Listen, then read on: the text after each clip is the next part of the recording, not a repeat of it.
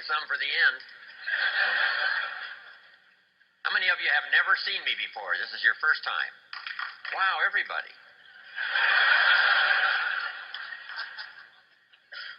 So I'm not so famous after all.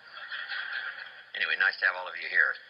It's a long journey here for me from the farms of southern Idaho, where I grew up, to, next door to Disneyland, with all the spotlights and cameras and all of you here. It's just a bit much. It's unbelievable. I did my first for-pay seminar in 1963 at the Beverly Hilton Hotel in Beverly Hills, California, called Adventures in Achievement. So this now makes my year number 41. So, a lot of years.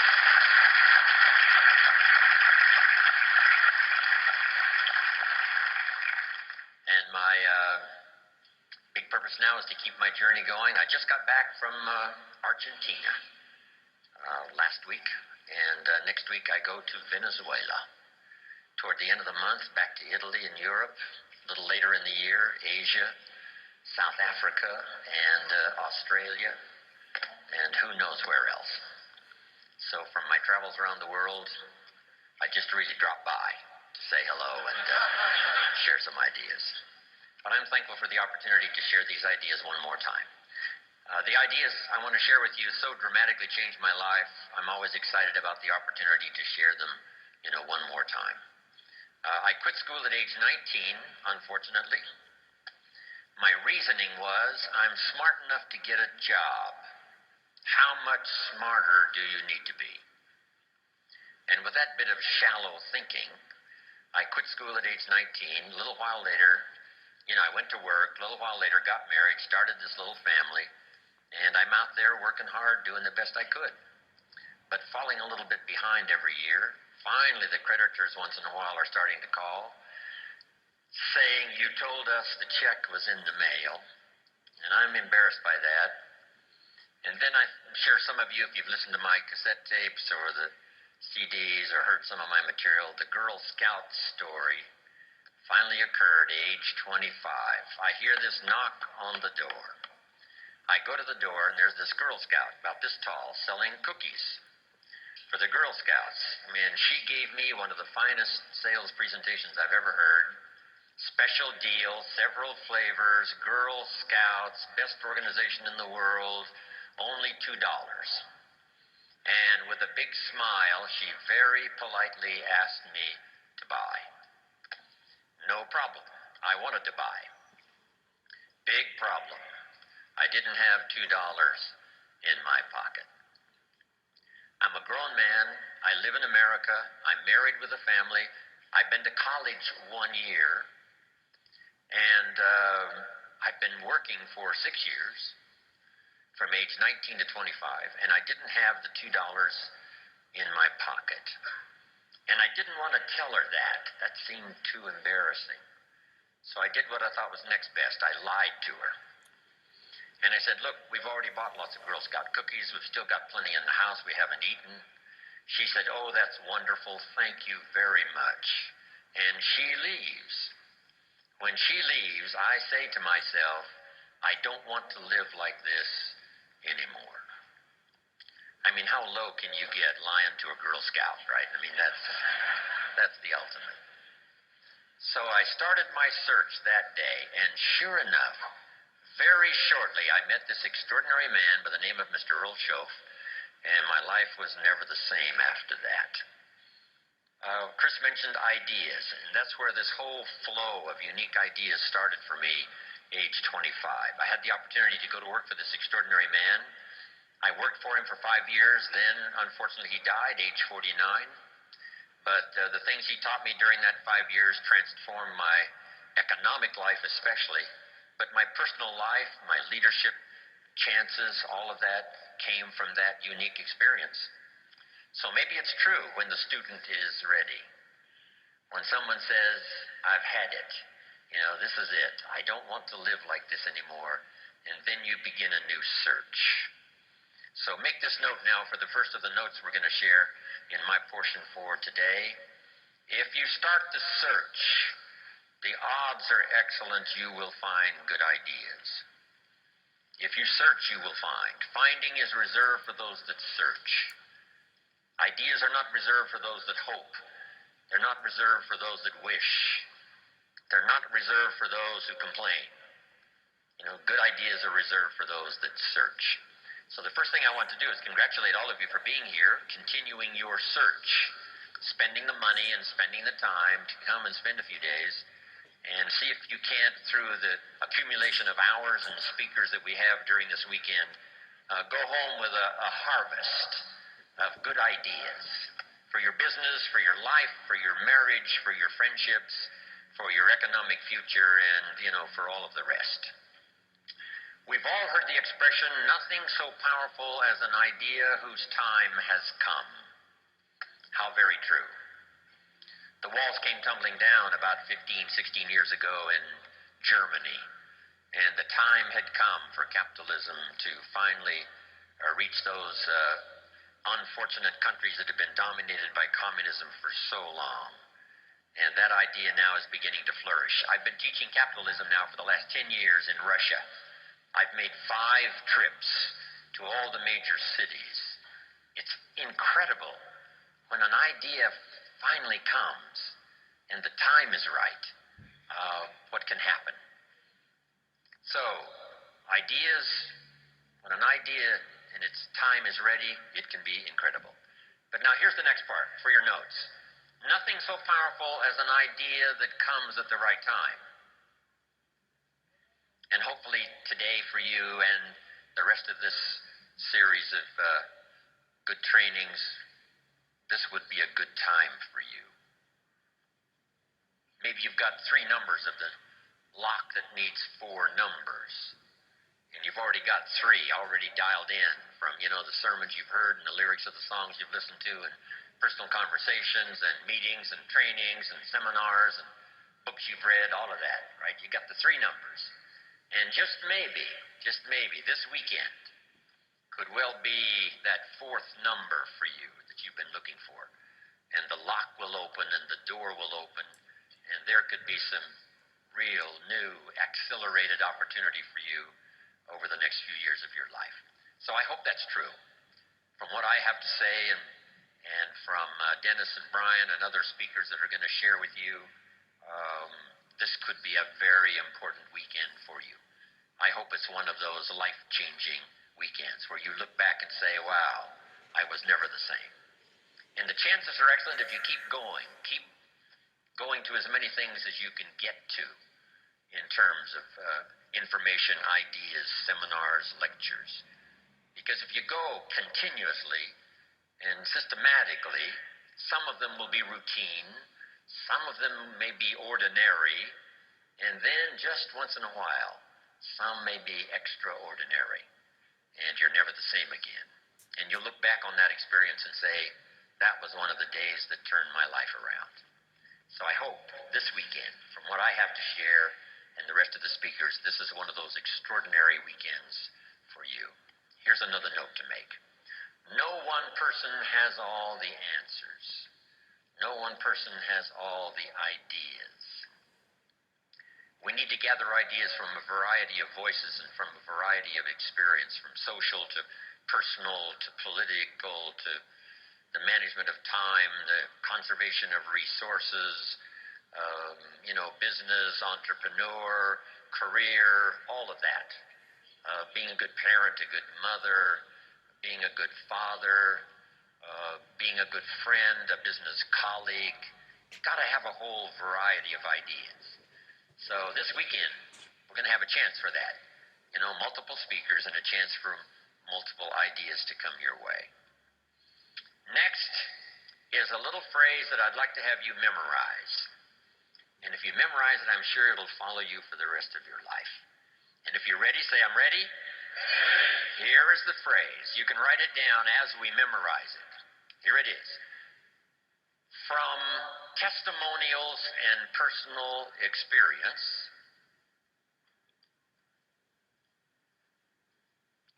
repeat that for me. From testimonials and personal experience, We have enough information to conclude. I'll let you write it down. We have enough information to conclude.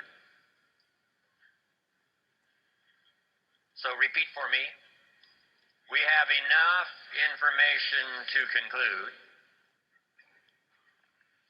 If you were composing this, I don't know what you would write after this. We have enough information to conclude that it's possible. Jot that down, that it's possible. So repeat for me, that it's possible. And the rest. To design and live an extraordinary life. Make that note, to design and live an extraordinary life.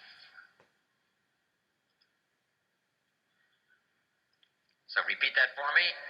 To design and live an extraordinary life. Now, let's repeat it from the beginning. Here we go. From testimonials and personal experience, we have enough information to conclude that it's possible to design and live an extraordinary life. I hope you will give that little phrase some consideration, and here's what's next. I hope you buy the idea that from testimonials and personal experience, we have enough information to conclude that it's possible to design and live an extraordinary life. And what I want this weekend to be for you is the gathering of more ways and means to design and live for you an extraordinary life. I don't know how far you want to go. Here's the first essence of life, and that is self-preservation. To produce enough to take care of yourself. The instructions given right to the couple that left the Garden of Eden. One was to multiply. It's a lonely place with only two people. But here were the next instructions, to be fruitful. How fruitful, how productive should one be? And here's number one, to produce enough to survive. To produce enough to take care of yourself. And self-care is important. If you're flying on an airplane, the flight attendant says if for some reason we run out of oxygen, these oxygen masks will fall from the ceiling, and if you have children with you, quickly take care of them, then take care of yourself. No.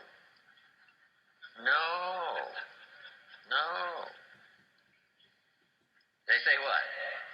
Put your mask on first. Put your mask on first. See to your survival first. Then you'll be more capable of taking care of the survival of your children. Isn't that interesting? My father had an interesting saying. He said, son, right after me, you come first. Oh, that's okay. I was in business with Bob Cummings, the old movie star. We were in the health and nutrition business together back in the 60s, 61, 2, 3. Bob had an interesting saying. Here's what he said. I'll take care of me for you. Will you please take care of you for me? So the first challenge in life is to take care of yourself. It is to survive. So, to produce enough to survive, to take care of yourself. But now what's next? Well, all alone, it's a lonely life. So let's say the man now chooses a partner. Now he must figure out how to produce enough for himself and his spouse, his wife, his partner. Someone says, well, why do that? Why not just take care of yourself? And the answer is, it's a very small life. It's a very limited life. We wouldn't call it flourishing. We wouldn't call it abundant. just taking care of yourself. That is the first rule, but that's only the beginning. So the man gets married. Now he must produce enough for himself and for his wife. And here's the key phrase to make a note of: to live the higher life, a life of togetherness. The storyteller says, it seems even God didn't want to be alone. He created all of these angels. So, to join with someone, now you must produce enough for yourself, for your partner. Now, is that it? And the answer is no. How about children? Let us have children. That's a unique experience. So now if the man has a wife and now he has children, here's the challenge: to produce enough for himself and his family. Now someone says, well, why take on all of that? Why not just take care of yourself? You could, yes, but you couldn't live this more extraordinary life without taking on the responsibility of having a partner, having some children, and live that kind of extraordinary life. So I think everybody would agree. Now, is that the end of it? No. Here's the next challenge: to produce more than you need for yourself and for your family. Someone says, well, now why start being ridiculous here? Yes, produce enough for yourself. Well, yes, if you want to get married, produce enough for yourself and for your spouse. Now, with children, produce enough for your family, but why do more than that? And jot down the answer: to live a more extraordinary life. So now the man produces more than he needs for himself and for his children, so that he can be a person of benevolence, so that he can give and so that he can share. That's the more abundant, that's the more extraordinary life. To produce more than you need for yourself and for your children. Is that it? Let's take it a couple of more steps. How about producing much more than you need for yourself and for your family? Someone says, well, now you're off the scale. I mean, why work that hard? Why go that far? Why produce that much? Some would say, just take care of yourself. Some would say, just, get a partner and that's it, and then children and that's it. And be a bit benevolent and that's it. But why not go this next step and produce much more than you need for yourself and for your children? And when someone says, why do that? All of us know the answer, right? Why not? If you've got the talent and the skill and the opportunity, why not put all of that together and see if you couldn't produce much more than you need for yourself and for your family? Let's say you earned $10 million this year, and you and your family only need $3 million, which would probably cover most families, right? Some families are more expensive than others, as I discovered. But let's say $3 million would, cover a big, high percentage. So now if you and your family only needed $3 million for the year, now you have $7 million to give. And someone says what? Why do that? And the obvious answer is what? Why not? If you've got the talent and the skill and the time and the opportunity and the occasion and all this stuff comes together, why not? Let's go one more. How about producing far more than you need for yourself and for your family? And live the far more life. We've heard the story of Andrew Carnegie, right? Andrew Carnegie said this. He built the big steel industry back in the 20s here in America. Here was Andrew Carnegie's goal. I'm going to spend the first half of my life earning money. I'm going to spend the last half of my life giving it all away. Isn't that extraordinary? Wouldn't you call that an extraordinary life? And the answer is yes. He got so excited by that goal that the first half of his life, he earned $400 million, which back then was a lot of money. I mean, now, right, it doesn't seem to be that much, but, maybe back then it would total $40 billion, like Bill Gates. So $40 billion he earned the first half of his life. Guess what he did with the last half of his life? He gave it all away. And the big question is, why do that? And the answer is, why not? If you've got the opportunity to design and live an extraordinary life, why not do that? So here's what I want this weekend to be for you. Plenty of ideas to take home, chew on, digest, throw some away, refine some, accept some, do some, whatever. That's what this weekend is really for. To send you home with a whole new library of thoughts to ponder, ideas to try, disciplines to work out, some skills to learn. And if we do that and do it well this weekend, you will say, hey, it was certainly worth the time and the money to go to that weekend Jim Rohn seminar, Jim Rohn and Friends. Now make these notes. What I hope you find here this weekend: ideas plus inspiration. That's the mixture that really turns things on, sends a entrepreneur program into high gear. Ideas plus inspiration.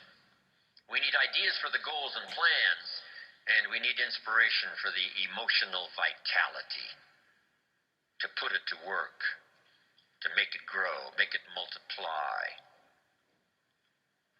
And here's what else I hope you'll find here: guidelines for translating response into results. You've responded to the call. Come, search, look, listen, take notes, get it,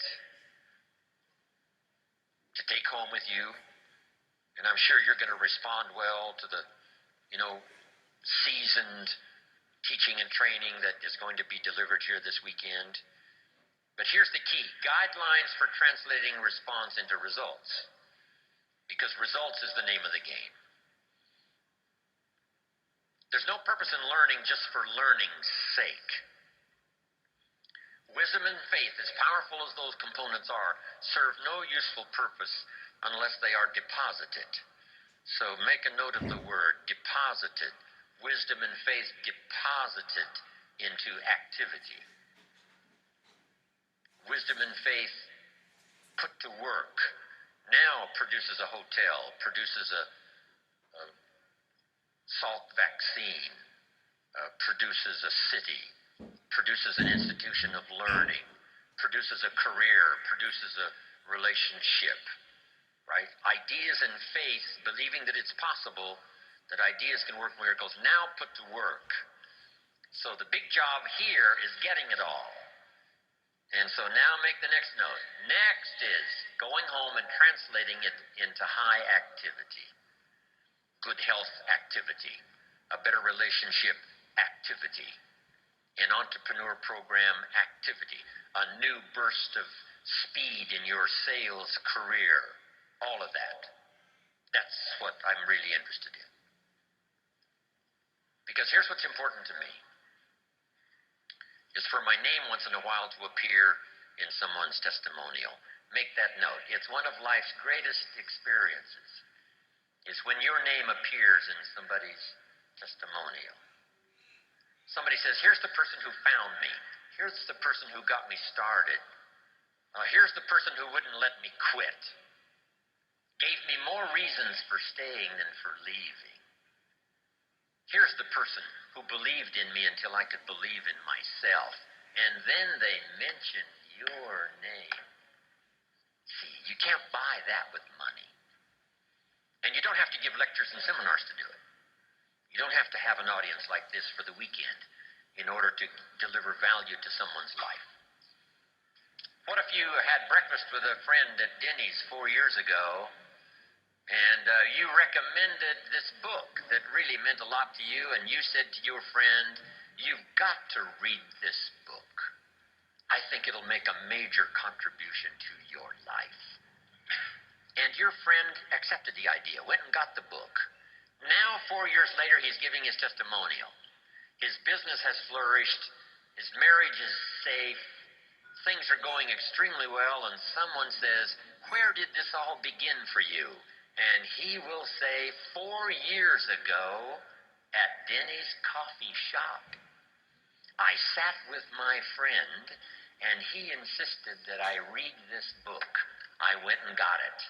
And that book led to the next book. That led to the next class.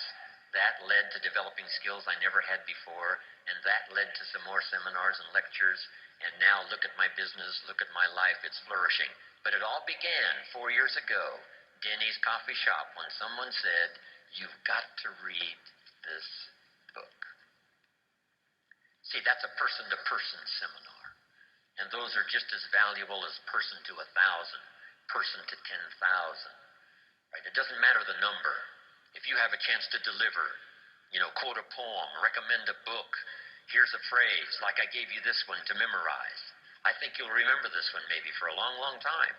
Just something that's really extra meaningful to someone, whether it's at breakfast or wherever it is, whether it's for a child or whether it's for an adult, a friend, a business associate. If you'll keep up that process, I promise you, your name will continually appear in people's testimonials. And now I've had this happy experience now for the last 40, 45 years. And so that's one of the reasons why I came here this weekend, right? I don't need the money. I've long ago made my fortune. I take the money, but I don't need the money. But here's what I do need. Continuing testimonials that say, "Mr. Rohn, on a summer day in Anaheim, California at the Marriott, I was there that weekend, and something clicked, and the lights went on, and I got the gift of some good ideas. Here's what's happened to me." Then they mention my name. See, that's what I want. Continuing testimonials that come back to me saying thanks for sharing ideas. Okay. To get the most out of this weekend, jot these notes down now. Number one, be thankful for what you already have. Thanksgiving sets up, the situation where ideas can flow. Here's what locks up the doors of opportunity for good ideas, and that's cynicism. All you have to be is a practiced cynic. Cynical about the government, and cynical about politics, and cynical about the future, cynical about the economy. Cynicism locks all the doors. But if you'll be thankful for what you have, however modest or however much it is, I think that's the beginning of receiving a flow of new ideas. Here's the next one. Be eager to learn. There's already some extraordinary success stories in this room. If we knew how successful, we would give you the podium. I would be happy to take notes. No matter how successful you are, be willing to learn some more. We in the Millionaires Club invite a billionaire once in a while to come talk to us.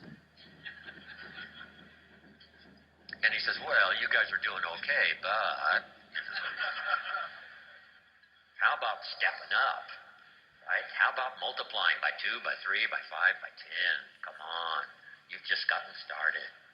So no matter how well you're doing, we could all use another idea, a couple of other things that linked together with what you already know could give you a whole new burst of productivity and extraordinary lifestyle. Then to get the most out of this session this weekend, you have to do what we call some tough listening. And sometimes it's difficult to gather up everyone's, attention, because our lives really seem to be going on outside this room.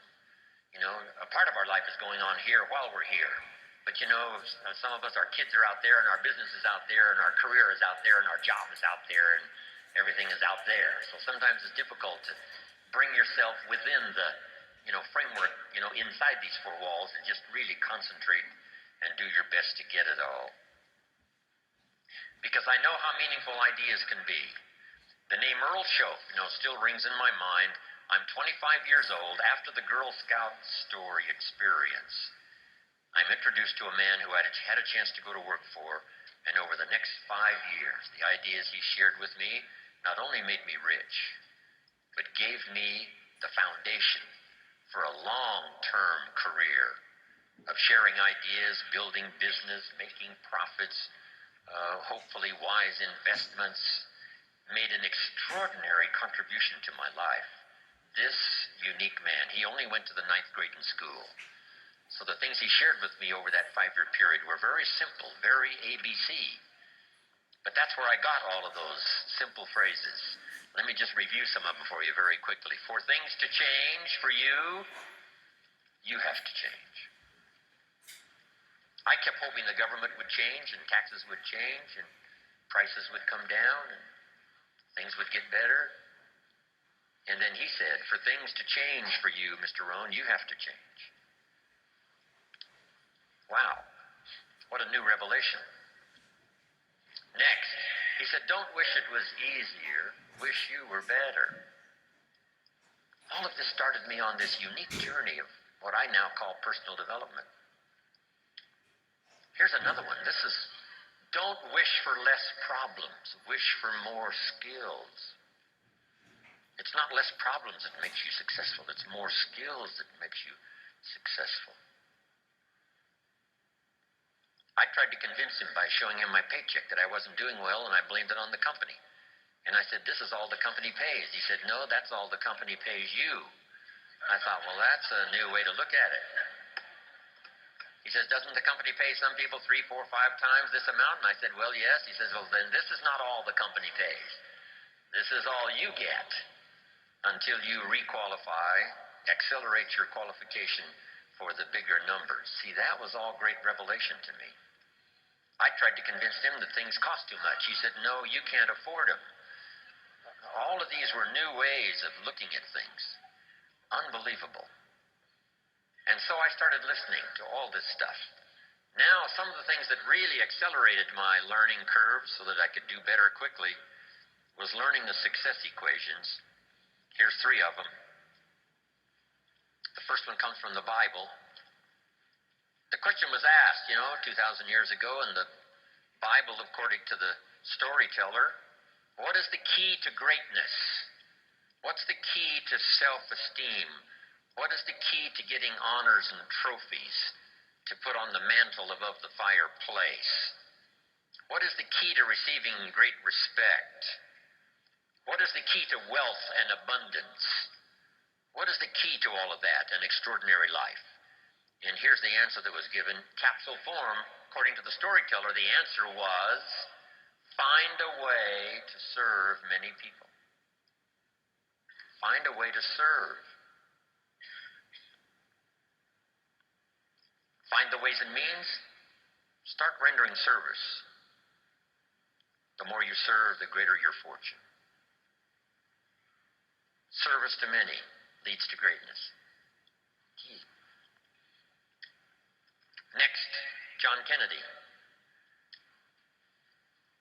Speaking of politics today, we're surrounded by political speeches. Here was one of the best, John Kennedy, on his inaugural to be President of the United States all those years ago. Here's what he said, don't ask. Wow, don't we wish that was the current political philosophy? Where is John Kennedy? Where is he? John said, don't ask what the country can do for you. Ignore these promises of what everyone's saying what the country can do for you. He said, don't ask what the country can do for you, but ask what? What could I do for my country? See, that's the whole turnaround in philosophical thinking. By asking, you receive so little. By serving, you receive so much. So rather than settle for the pennies of what someone could do for you, why not turn it around and find some way to serve? It's a pretty simple process. Here's what I taught the Russians. Johnny mows Mrs. Brown's lawn. She pays $3. Every time he mows her lawn, he collects $3. Thinking in terms of what could I do for my country? Surely Mrs. Brown is one of the members of the country. So he mows her lawn and collects $3 and starts what we call an income and a career. Now what's next? And here's what the Russians were excited about. What if Johnny gets Pete to mow Mrs. Brown's lawn? She still pays the $3, but now Johnny gives Pete $2 for mowing the lawn and keeps $1 because he's the one that got the work. Now we have the beginning of an entrepreneur. Now we have the beginning of fortune. Here's a good note to make. I started part-time on a little adventure learning skills and disciplines. And here's what I began to say with my little part-time job. I said, I'm working full-time on my job and I'm working part-time on my fortune. And the reason is because I found the mechanics. I found the philosophy. I started working it, serving other people. One way to serve is to mow Mrs. Brown's lawn and get the $3. The other way to serve is to get someone else to do it, and you collect that extra money. Finding ways to serve. That's the key to wealth and greatness. Then here's the next one, and everybody knows this one. I heard Zig say it over 40 years ago, Zig Ziglar. And when he said it, I wrote it down, and if you haven't ever written it down, write it down. If you help enough people get what they want, you can have everything you want. If you help enough people get what they want, you can have everything you want. When I heard Zig say that, I wrote it down, and maybe you want to do this. Underline the word everything. That's what was intriguing to me about this sentence. So these are the success equations. This is the wealth formula from the Bible, from John Kennedy, from Zig Ziglar. Now, make these notes.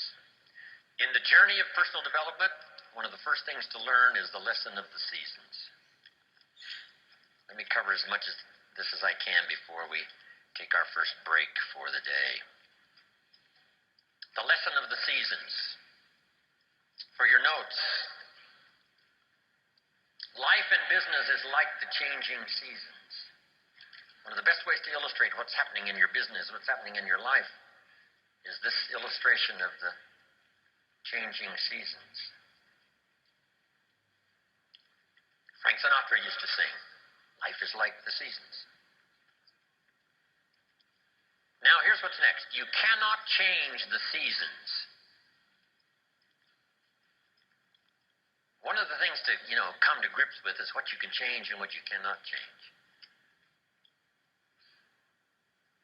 You cannot change the seasons, but here's the next phrase, but you can change yourself.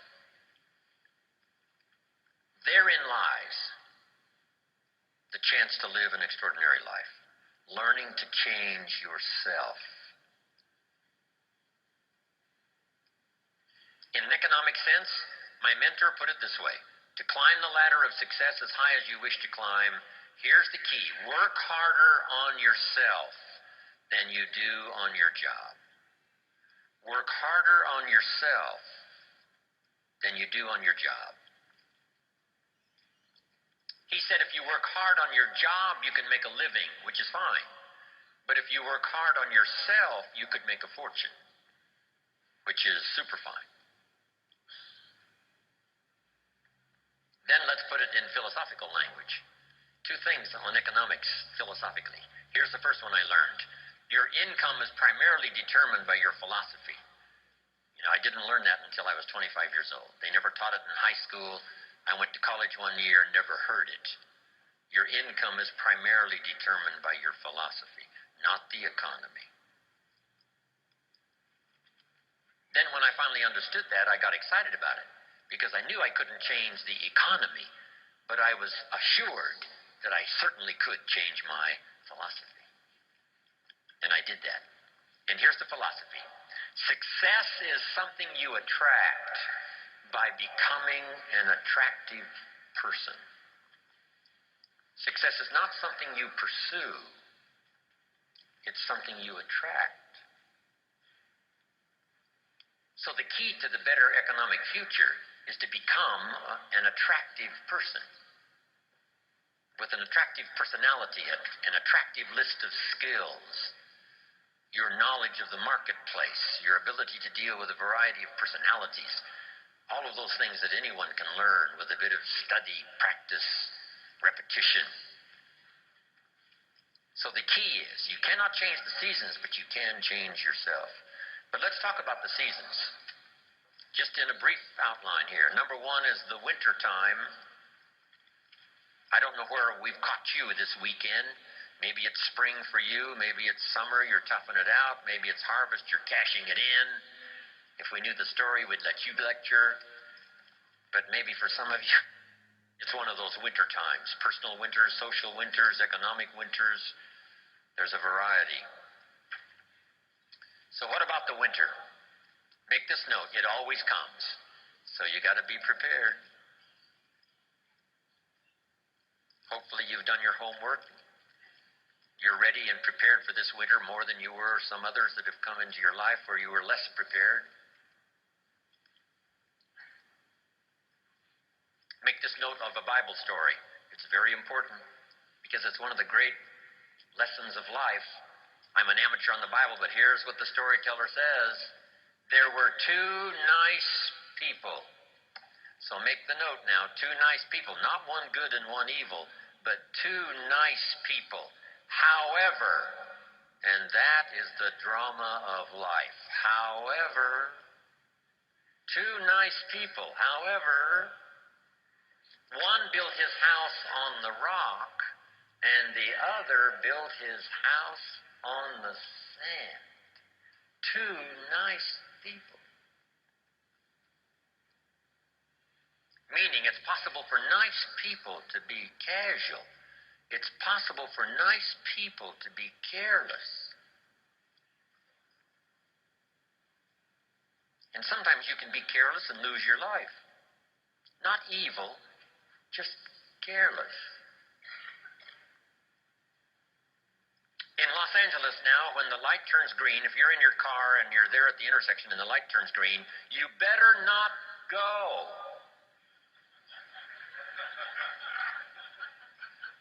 For 2 or 3 seconds, waiting for the maniacs that are running the red light, crossing in front of you, even though the light is green.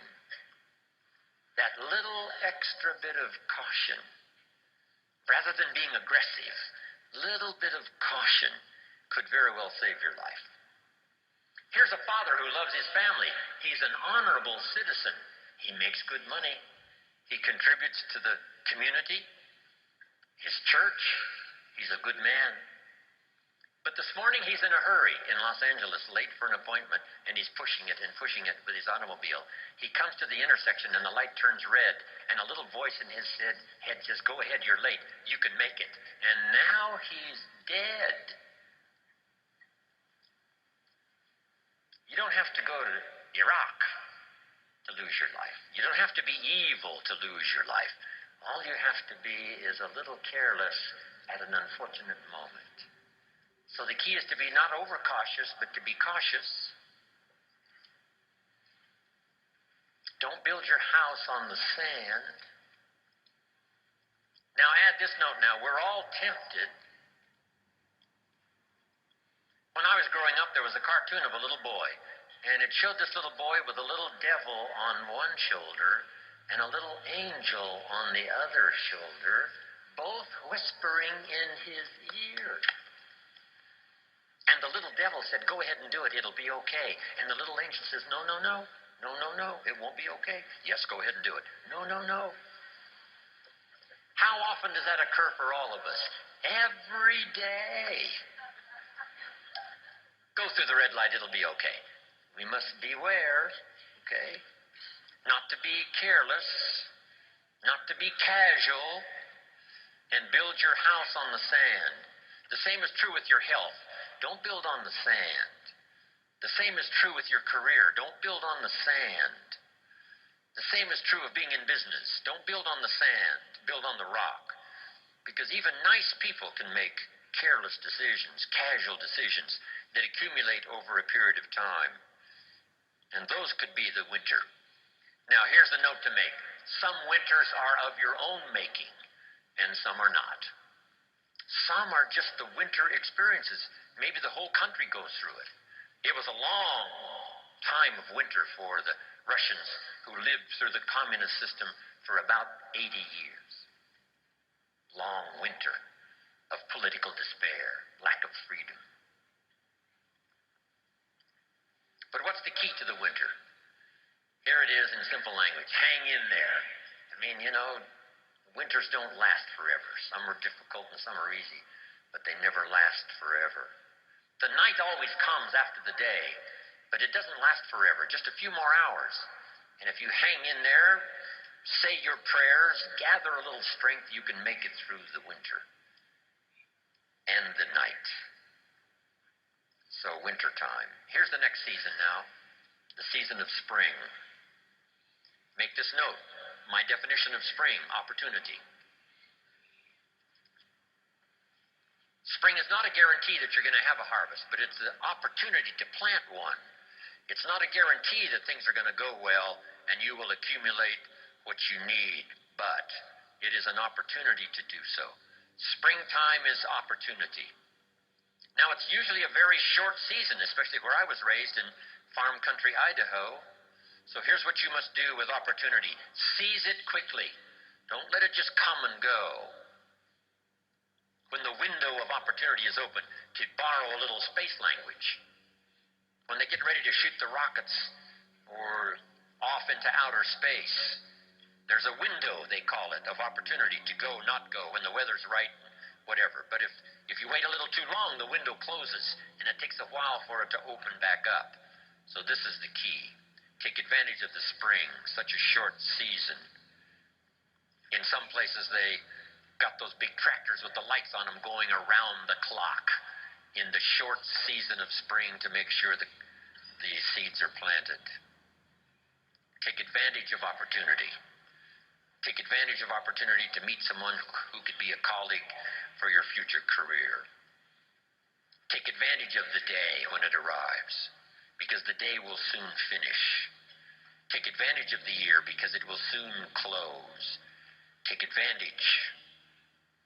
Now here's the next season.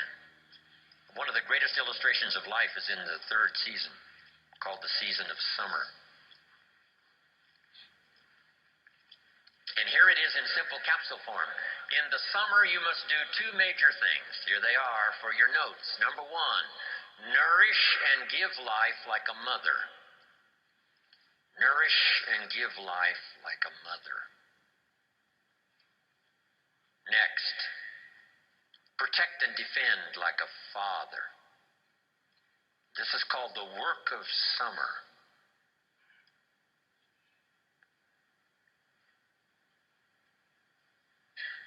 Give life like a mother. Take life like a father. Love like a mother. Hate like a father. Any father would say to whatever threatens his family, take 2 more steps toward this family, you'll cease to exist. I'm father. I protect, I kill if necessary. So you've got to nourish your garden, and then you've got to protect it by fighting the weeds and the bugs that are out to destroy it. As soon as you've planted, the busy bugs and the noxious weeds are out to take it. Now put this line in your notes, and they will take it unless you are extremely father-like and vigorous. You have to develop a hatred for evil. The old prophet said, love good and hate evil, because those twin forces are at work always. Even in the beginning of the beginnings, Lucifer, according to the storyteller, tried to take over God's throne, didn't succeed, and so began the story of the creator and the spoiler. And so exists for all of us this great drama of the ability to create, but the destroyer not too far away. In another seminar I give, here's what I say, and this is good philosophy. It seems like opposites are in conflict and we are in the middle. Evil on one side, good on the other side. Illness on one side, good health on the other side. Darkness on one side, light on the other side. And they're in conflict. If you walk into a room that's dark and turn on the light, the darkness disappears and goes away. How far away does it go? Not very far. Waiting for a chance, what? To come back in. Move in, take over the territory. As light begins to lose its energy, darkness moves in. There's a war on. Here's what it's called. Push-shove. As we sit here, right? Good health plan is trying to defeat illness and drive it into a small corner. If you don't work on your good health plan, illness will drive your health into a small corner. It's called push and shove. In your bloodstream, there are red corpuscles to nourish like a mother, and white corpuscles to fight and kill like a father. Thank God for white corpuscles that think negative all day. White corpuscles say, just show me some infection, I'll kill it. Because if I don't kill it, what? It kills you. White corpuscles say, it's my job today to make sure you don't get killed. So I'm here to fight. Have you got that now? Red to nourish, white to fight.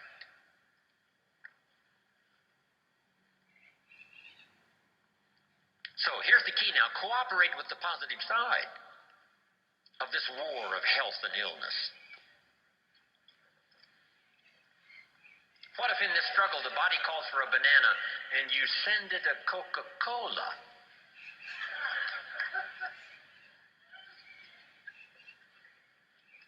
And now the body has the right to say what? Whose side are you on? I'm working day and night to drive illness into a small corner and keep you healthy, and you keep sending me the wrong stuff. Come on, just a little cooperation here, and we can win this game. But see, if you don't do your push-ups, and what was that little voice in my hotel room this morning that said to me, Jim Rohn, you don't have to do your exercises this morning. You're running a little late. And this little creature on this shoulder almost talked me into it. And the little angel says what? No, no, no, no, no, no. Fall on the floor one more time. Do those push-ups, a few crunches, a little modified version, yes, because you are late, but you got to keep up the pace. See, that's called what? The work of summer. Now turn this around, because it's also possible to love like a father and hate like a mother, just so you get the job done. And if it's a single parent, right, you got to do both the work of father and mother. It's extraordinary. But mother is capable of hate and defense and protect. Because I think years ago, Papa was off providing, Mama was home protecting. So she developed these instincts of danger in order to protect her family. Women are good. Women are unusual. They have this antenna that picks up all the stuff, especially danger. In the middle of the night, the baby cries. Mama's awake. Papa sleeps. Mothers sleep near the surface, and the least little movement or sound, they're awake. It's built in, the female mother, that instinct. She says to her husband, go look, something isn't right. Downstairs. He says, no, everything's fine. She says, go look. He says, okay. He gets up in the middle of the night, stumbles downstairs, and the front door is open. How did she know? They just know. I don't know how they know. They've got this instinct, especially for danger. Interesting story in the Bible. It says there are sheep and there are shepherds and there are wolves. Fairly ordinary story, shepherds and wolves and sheep. But that's not the end of the story. To illustrate a point, the storyteller says, there are also some wolves that have learned to dress up like sheep. Now you need a woman. Man says, looks like a sheep, talks like a sheep. Woman says, ain't no sheep. Have you got this now? The work of summer. Here's what it's called. High drama. Nourishing and protecting. Nourishing with one hand and protecting with the other hand. Even the battle of the mind. Here's a good note to make on the battle of the mind. Don't become a victim of yourself in this battle of the mind. Should I, shouldn't I? Let it go. No, don't let it go. Run the red light. No, be a little more cautious. Think of your family. See, we have to continually do this. Beware of the thief on the street that's after your purse, but also beware of the thief in your mind that's after your promise. That little thief that says you're too short, you're too tall, you're too old, you've never done it before. What makes you think you can do it now? Nobody in your family has ever done it. In fact, if you start, they'll all make fun of you. It's called the thief in the mind that steals the dream and steals the promise, makes you less effective than you should be. Here's what you must do: battle with the mind. Now, what's the purpose of all of this opposites in conflict? Here's what I think it is: to create high drama. God wishing it to continue on earth as it did in heaven. I guess that's the best conclusion I've come to. Because here's the last of this now. Would it be possible to win if you couldn't lose? And the answer is no, it doesn't seem like it. If you took a football today and put it under your arm and we went with you to the nearest football stadium, and with that football under your arm, if you walked across the goal line, would we call it a touchdown? And the answer is no, that's not a touchdown. It's not a touchdown until you face the 350-pounders that want to smash your face in the turf. And if you can muscle by them, and if you can dance past the secondary with the football under your arm, cross the goal line, now we call it a touchdown. And maybe you won the game, and maybe you won the championship. So jot this down now. High drama is the order of the day. I guess so ordered by God himself. High drama. But that's what makes life so unique, so challenging, so much opportunity. A chance for fortune and a chance for failure. And you've got to defend yourself against one, see if you can't maximize the other. That's the game of life. Isn't this good stuff? I mean, these few simple ideas started changing my life. Age 25, I was never the same. What if you picked up a book? And the book, first chapter said, everything's fine. Chapter 2, everything's fine. Chapter 3, everything is just fine. Chapter 4, everything is still just fine. Would you finish this book? And the answer was no. What kind of a book is this?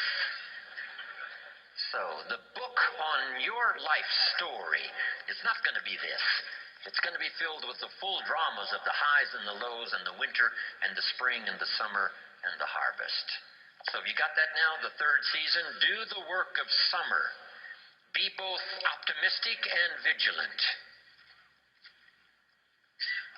Two great words of antiquity. Here they are. Number one is behold. That's the word from antiquity. The positive word is behold. Here's the other word, beware. One of the interesting bewares in the Bible is a little story that says, beware of the little foxes that are spoiling the vines. It doesn't look like it. You know, I come from, farm country, Idaho, where I make a little wine and grow a few crops. And you can look at a vineyard, hey, it looks okay. But this old story says, just because the vineyard looks okay, you gotta look a little closer. The little foxes may be eating the vines. So whether it's a personal relationship, or a business opportunity, or your future, or your life, or the management of your time, or your health, or whatever, I'm asking you to behold the possibilities and beware the dangers. That's the key. And all of that we call personal development. Now here's the fourth season. And I've got a lot more notes for you to cover. How many of you have one page of notes already? Okay, one. I want to send you home with a whole basket full from myself, Brian. This is going to be one of those extraordinary weekends. Dennis is here, other speakers are here. You're going to have a full load to take home. Okay, here's the next season now, the season of harvest. Make this note now on harvest. In due time, and for those who qualify, in due time, and for those who have obeyed this extraordinary law that says life was not designed to give you what you need. Life was designed to give you what you deserve. If you didn't plant in the spring, then no harvest comes your way. If you planted little, then you're not going to receive a lot. And here's the key now for the harvest. Number one, whatever it is, offer no complaint and no apology. If it's a fantastic harvest, you offer no apology. If it's not much, you offer no complaint. That's the highest of maturity. No apology, no complaint. But here's what you can do no matter what it is. Go back to work in the spring. Because, write this down now, spring always follows winter. If the harvest wasn't good and the winter was tough, the promise is another opportunity will come your way.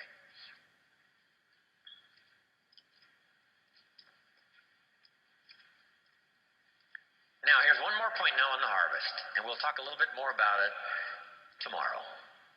Here it is. Do wise things with your harvest. Build your financial security for you and your family on the rock and not on the sand. We're going to talk about financial independence before we finish this weekend. There's so many things now you can do about gathering resources and wisely investing them so that you and your family are secure. Here's one thing to strive to become early in your life and career: financially independent, so that nobody or nothing has a claim on your assets. Accomplish that as quickly as you can. Then all of the other wise things we'll talk more about. Sarah Alfaro in Mexico came to my seminars and lectures 10 years ago. Single mother, 4 children, no job, no home, no car, no money. And she only had $1 American to invest. Now she makes about $40,000 a month, and she's rich and now quite famous. Sarah Alfaro in Mexico. Here's what I taught Sarah back there 10 years ago. Don't buy the second car until you've bought the second house. It's not cars that makes you rich. It's houses that make you rich. If you bought a condo in Carmel just a few years ago for $250,000, it's now worth $800,000.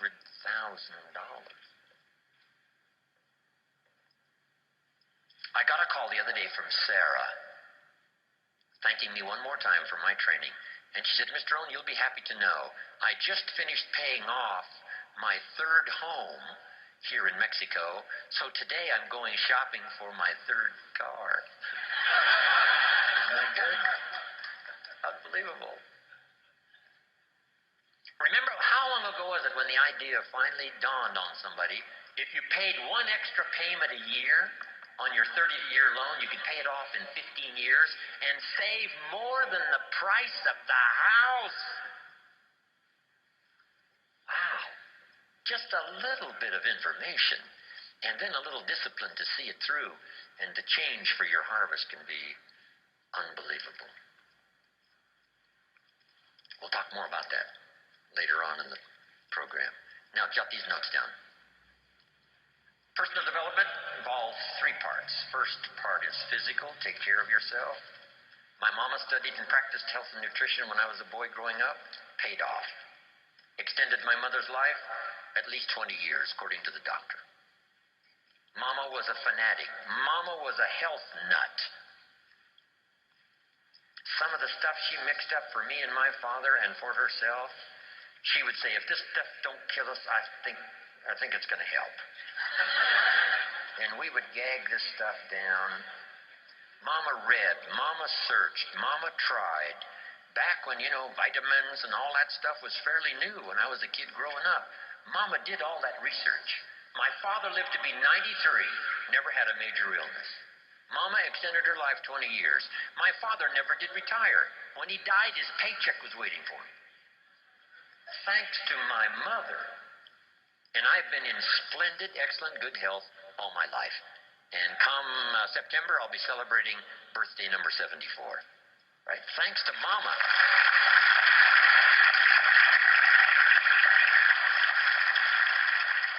If there's one thing to be a fanatic about, it's your health. Take care of yourself. The Bible describes it this way.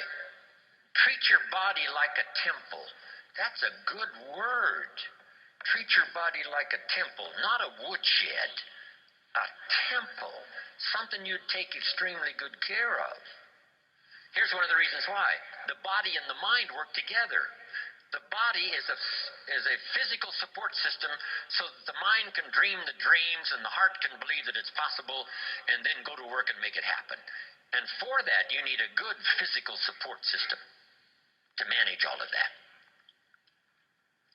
One old prophet said, sometimes, the spirit is willing, but the body is weak. See, don't fall into that. You wake up in the morning and the mind says, let's go get them. The body says, I can't even get out of bed. See, one of these days you've got to say, body, this is the last time you tell me you can't get out of bed. I'll throw you on the floor and make you do push-ups until you're out of breath. I'll make you read every book that's ever been written on good health. I'll choke vitamins down you until your face turns blue. This is the last time you say you're not going to vigorously support me to make my dreams come true. You just got to take action now on this stuff here of the physical support system you need to pull off your dreams and your promise and your future. Make this note. Some people don't do well just because they don't feel well. It's not that they haven't got the skills. It's not that they don't have all the rest. They don't have the vitality, the vigor, the vitality. I travel all around the world. If you saw my travel schedule, work schedule, you would say impossible. I'm probably the only one who can do it. Thanks to Mama and my own study and practice of health and nutrition. See, that's the key. I've got this unique physical support system. And it's going to serve me, another, who knows, 60 years. Now here's the next one. First is physical. Second is spiritual. And whatever you believe about spiritual, I happen to believe humans are a unique creation. Spiritual is part of it. But jot this down now. If you are a believer, jot down these 3 words. Study, practice, and teach your belief in spirituality.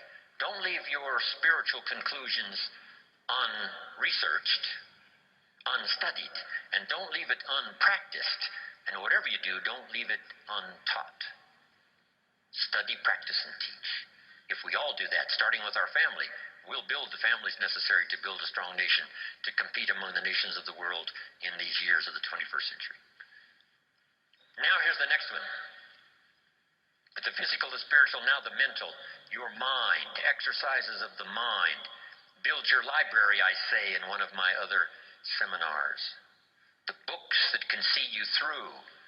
The books that can give you the ideas necessary to build a good career, to build a strong enterprise, relationships, good health, and all the rest.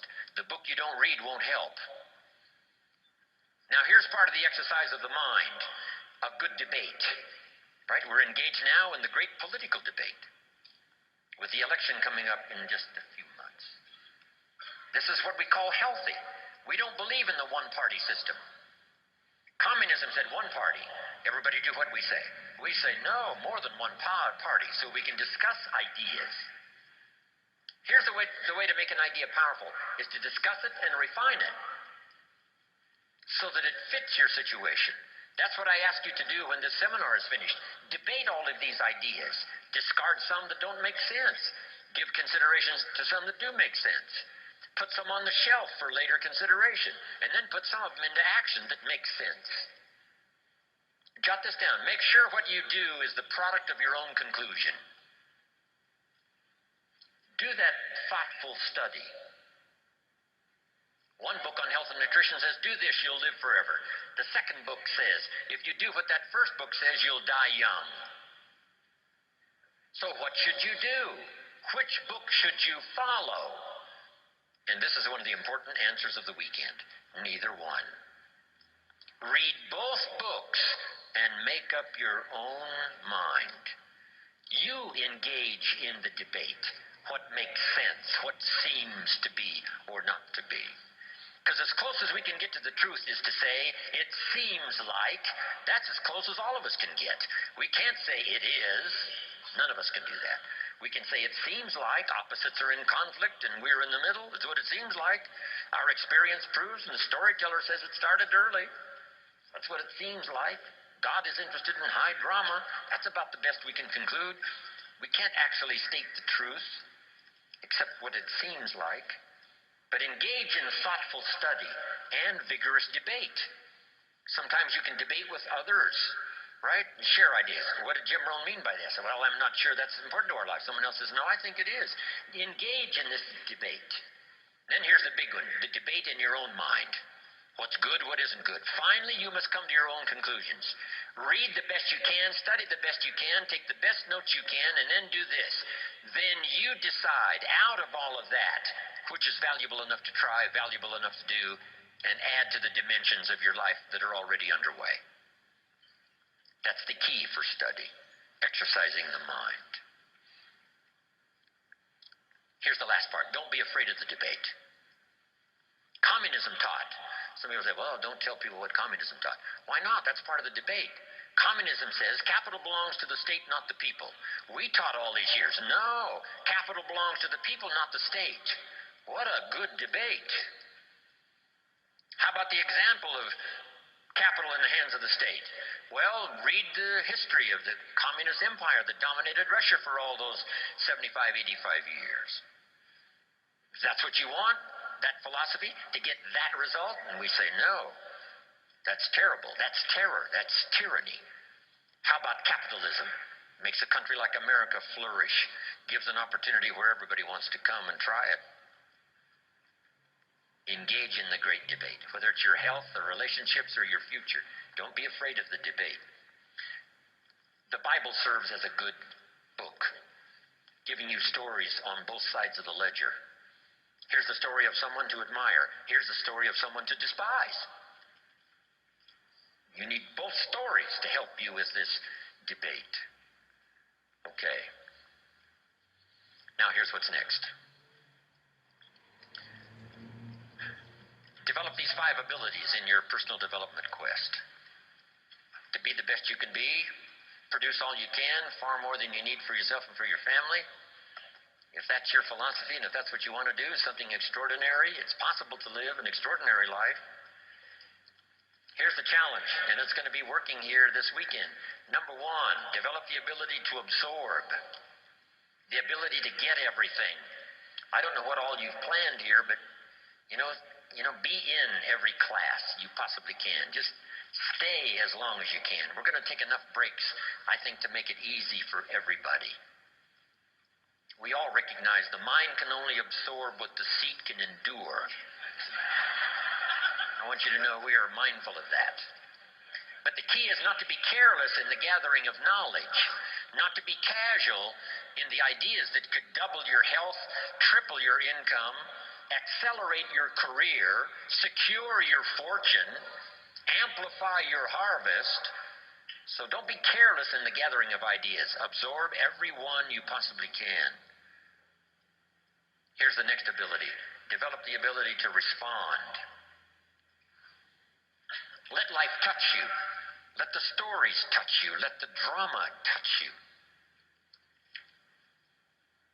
12 months ago, I was in India. I lectured in 4 major cities in India. That was like my 4th visit to India. Once again, I was touched by the drama of such extremes of poverty and wealth. If I was given the assignment, Mr. Rohn, see what you can do with India, I would say, what could I do? What could I do? Where would you start? Let the drama of that affect you. Make you more sober in your reflections about life. And then say a prayer that what you couldn't do by yourself, maybe a collection of people can do. Maybe the future will find some answers. A prayer would help. Let life touch you, but don't let it kill you. Let sad things make you sad. Let happy things make you happy. Don't shrug off always those times of bitterness that come and sadness that comes, and your heart is struck like a bullet, hits it. I'm not saying give in to it. I'm saying let it affect you, because that's part of the drama. The old prophet said what? There's a time to laugh and there's a time to cry. And then it said, be so sophisticated that you learn to laugh with those that laugh and also learn to cry with those that cry. Allow yourself to be touched, moved. by the drama. Be touched by good ideas. Be touched by opportunity. Be touched by someone's unique little sentence that might cause you to open your eyes to see things you never saw before. Here's the next ability. Develop the ability to reflect. Part of this is in the challenge when you go home, not to just put these notes away, but to get them out maybe fairly often over the next 30 days, 60 days, 90 days, just to review the notes, to drive the ideas a little deeper, to come up with a little more refinement. And if you go back over these notes, I promise you, there is something you will discover that you just didn't have the time to discover while you were taking the notes. Because in taking notes, you're working as hard as I am, right? Taking the notes, trying to listen, trying to decide what to write down, how to compose it in a small sentence if I've, said a long sentence, how to edit it as you go. That's why review is so important. Go back over it again. Go back over it again. Here's what I call it. Run the tapes again. The tape in your mind and the tape from your notes, and see if you can't capture something you might have missed, or to develop an extension of something you got now that by going back over it now you can see. Now I see. Here's what I could do with that might multiply the value of my life by 2, by 3, by 5. Here's a good time to reflect when the day is over. How did it go, and who did you see, and what did you say, and what mistakes did you make, and what did you leave out that you could correct tomorrow? Reflect at the end of the month. 30 days, that's when you usually do the accounting for your business and the company and the corporation. Do the accounting for your health. If you needed to lose weight, how many pounds have you lost? Just do a good reflective accounting. I'm trying to do a little study now on the value of the seventh day. Here's another thought to consider on the value of the seventh day. It says labor the sixth, and the seventh is a special day. Rest, relax, spiritual, church, family, friendships. So jot this down for the seventh day. Multi-purpose seventh day after 6 days of work. Multi-purpose. And here's one of the purposes of the seventh day, I think, is to review the previous 6 days. How did it go? Where did you stumble? What did you miss? What should you have thought of that you let pass? Who didn't you see? Just review the last 6 days. What went right? What went wrong?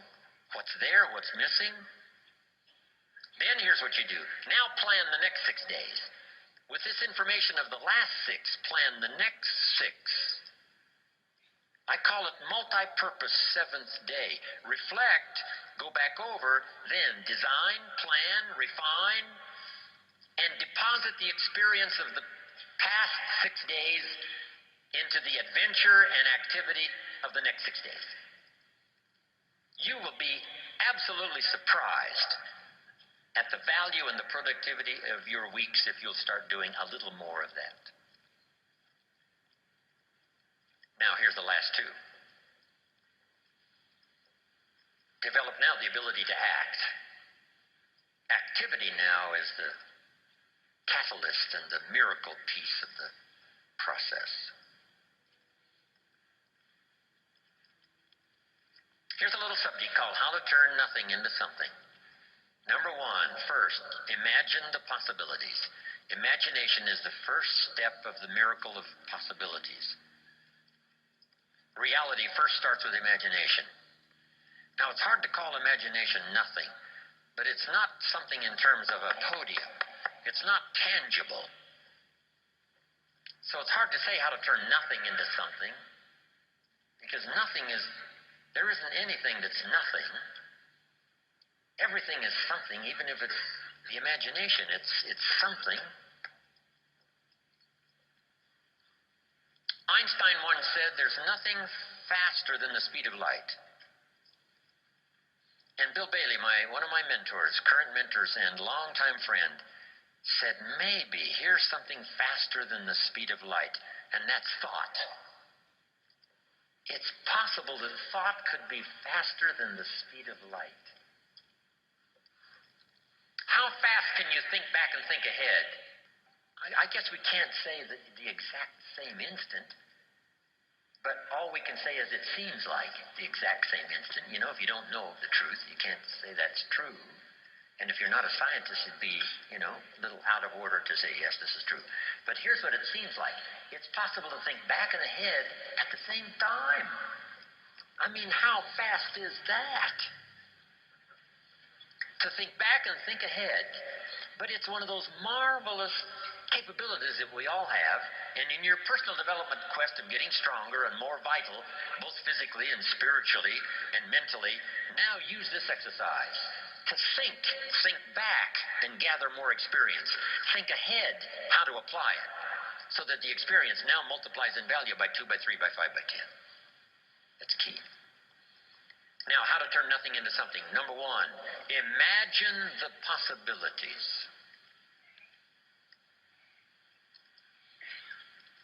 Today, if we had a chance to hear everybody's testimonial of how you got where you are, some of you went from nothing to something. Some of you went from pennies to fortune. And if we had a chance to hear everybody's story here today, took the time, guess what those stories would conclude? Those stories would conclude the possibilities are absolutely endless and unlimited. So number 1, imagine the possibilities. Read an inspiring book one more time, how someone went from nothing to something. The story of a Sarah Alfaro who started with $1, now she's rich. Wow. The possibilities, they're unending. Now here's the next step. Imagine that some of the possibilities are possible for you. We call this now faith. Now we start with imagination, now we generate faith. What generates faith? Faith is generated sometimes when the testimonial closes like this. If I can do it, what? You could do it. I started behind. I started under the basement, not in the basement.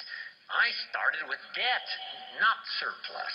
I didn't start with pennies. I had no pennies. Debt's up to here. Finally got it turned around. Now everything's flourishing. That's what we want to hear. And then someone in a testimonial like that says, hey, if I can do it, you can do it. Here's what that does. Reassures our faith. Keep reading, keep listening to the testimonials. 1, that excite the imagination as to the possibilities. And number 2, helps faith to occur. That what's possible for one is possible for another. Now here's the 3rd step of faith. Or the 3rd step in the miracle process. To deposit your imagination and faith into high activity. Disciplined activity. Not just activity, but skillful, disciplined. Take the classes to learn the skills. Get around people that'll teach you the disciplines. And then deposit your imagining the possibilities and believing that it's possible for you. Deposit that now into what we call high activity. Make this note now. Activity finishes the miracle process of turning nothing into something. Activity finishes the miracle process. I'm positive that's why the formula was given of 6 days of working miracles and 1 day of rest to ponder how it's going. How is my miracle working process working? Have I missed some? Devote 6 days to the working of miracles. The 7th day to rest and reflect and go back over and a bit of study. Yes, spiritual, yes, church, yes, synagogue, yes, family, yes, social, yes, friends. But see if you can't now come up with a plan to increase your activity or refine your activity. Sharpen it so that it produces major results. Here's the next one. Take joy in the work. I couldn't wait to get here today to share my story one more time. I'm already pondering the testimonials that may come out of a class like this next year, a year from now, 5 years from now, if I happen to meet some of you and you say, on that summer weekend in Anaheim, I finally got it. The lights went on for me. Something you said and something someone else said finally made sense. And I hooked it together, and here's what's happened. That's going to be extraordinary, right? That's why we're here, to do this work. I was excited this morning about being here. Couldn't wait to hear what I've got to say. A lady asked me one time, she said, Mr. Rohn, over the last few years, I've been to your seminars now several times. Every time I see you, you're all excited. Things seem to be going great for you. How do you stay so excited all the time? And I said, I think it's because I attend all these seminars.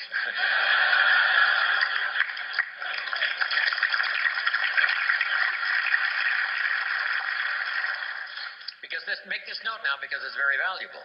If you struggle to make something clear for someone else, it helps to make it more clear for you.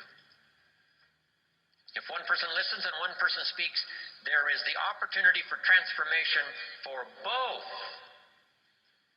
The listener to be enlightened, to see something he never saw before, but the speaker to be better educated on how to present it by struggling with the language.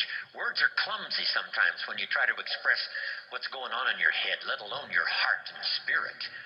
But the more you struggle to make it clear, the clearer it gets for you. So that both the listener could be transformed by what he hears, and the speaker could be transformed by the exercise of speaking, trying to make it clear. We're going to talk later about communication. It's almost a godlike quality, communicating, inspiring other people with your language. Now, here's the last part, and I'm finished, and we're going to take then about a 10, 12-minute break, maybe 11 minutes.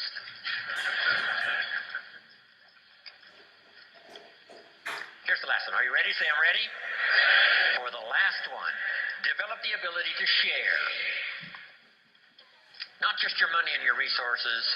One of the biggest things to share, of course, is your time, because you're limited on time. You can't get any more time. Big decision for me to make, to come spend this weekend with you instead of with my children and my grandchildren.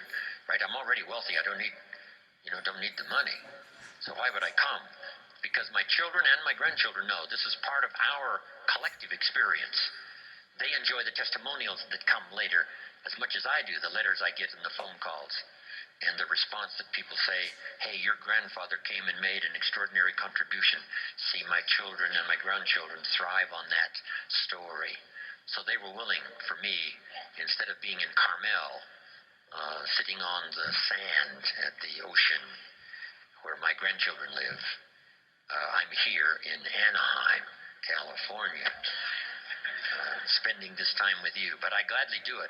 Here's why. It's an investment time for me to share, so that later comes the harvest. One, the harvest is by working hard to make it clear for you, I'm getting as much as you are. But then later hearing the testimonials. So I'm asking you to do the same in every format possible, whether you're asked to do training, whether you're asked to do teaching, whether you're asked to make a speech, always say yes, to the best of your ability, so that you'll have one more time to share, one more time to help somebody lift themselves from poverty to success, from doubt to faith, from illness to health, from skepticism to belief. One more chance, person to person, or class to class, or a little Sunday morning class, or a little home meeting, or a personal conversation at Denny's coffee shop. Tell somebody something good, something valuable. The payoff for you is in the attempt and the learning experience. And then the payoff later is to get someone's testimonial that's got your name included. So I want to thank you for spending all this time this morning. Let us now look at your watch, and let's be back at 10:31. Okay, just do the necessary quickly and come right back, because we've got to get...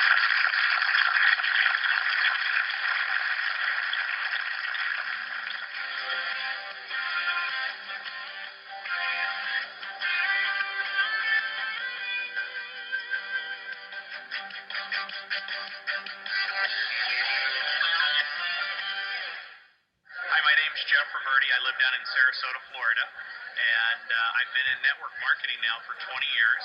I got introduced to Jim Rohn back then. He's one of my original mentors, and some of the